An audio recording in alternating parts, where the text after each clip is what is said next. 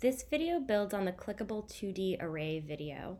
We're going to take it just from a program that has a 2D array of objects we call boxes created from the square class that change color when clicked upon, and we're going to take a certain percentage or an approximate number of those objects that we've created and give them a feature so they'll cause the player to either lose points or to lose the game entirely.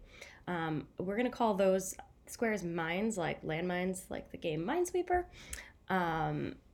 And where we start doing that is we're going to go into the square class itself. We're going to create two new class variables, a variable that holds a random number to establish about how many or what percentage of the squares should have this mine feature, and then a Boolean variable to assign whether or not it is a mine square after that. So I'm going to say float r because random variables are of type float, and Boolean mine.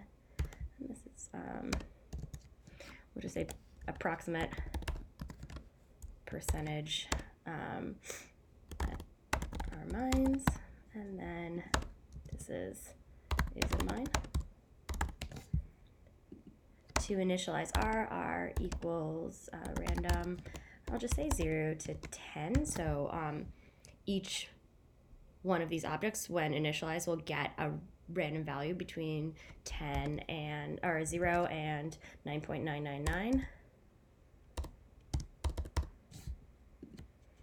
And then I'm not going to initialize the mine variable quite yet. I'm going to do it inside of a conditional statement right inside the constructor of the square class. So I'm going to say if r is less than 2, so basically that gives you about a 20% chance of getting a value of less than 2. So we would say approximately 20% of the squares will be mines if we're checking to see if r is less than 2. Mine equals true,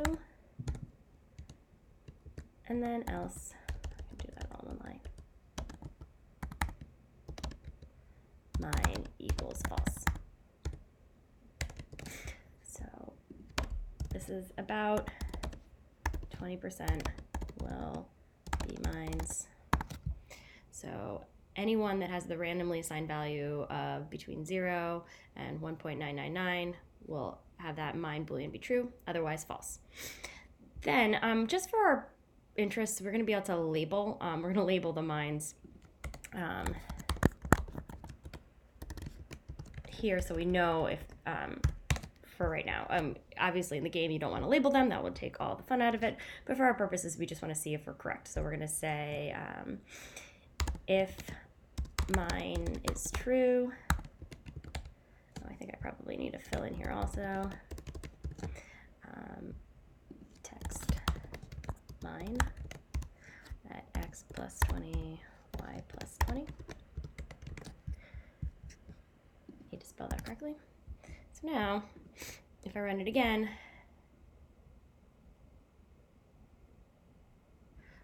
about 20% of our 100 squares now have that mine feature.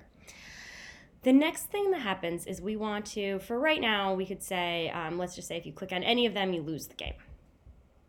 So here inside this conditional statement, but before the color change, we don't want to happen inside the color change. It should happen regardless of color change.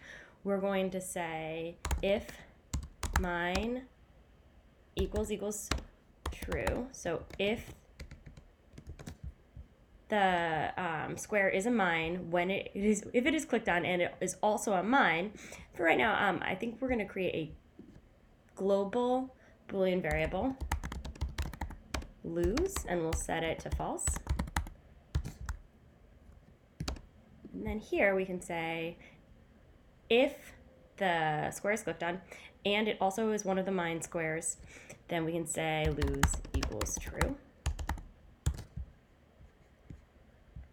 And back in the main tab, in the draw method, after the close of the nested